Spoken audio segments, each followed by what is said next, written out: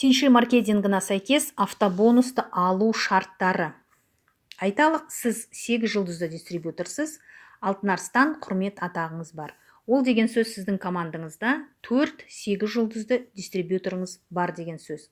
8 жұлдыз дистрибьютор, белсенді 8 жұлдыз дистрибьюторлардың әрқайсысы айына кемінде 5000 PV тауар айналымын жасайды. Міне, бір айда сіздің 8 жұлдыз дистрибьюторларыңыздың әрқайсысы осылай өз шарттарын орындаған жағдайда компания сізге 1 балл тағайындайды.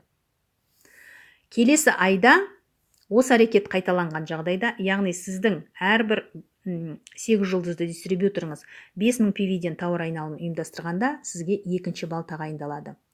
Осылайша кез келген уақыт аралығында 12 балл жинаған бойда компания сіздің картаңызға 30.000 PV төлейді. 30.000 PV дегеніміз 300 теңгеден есептегенде 9 миллион теңге.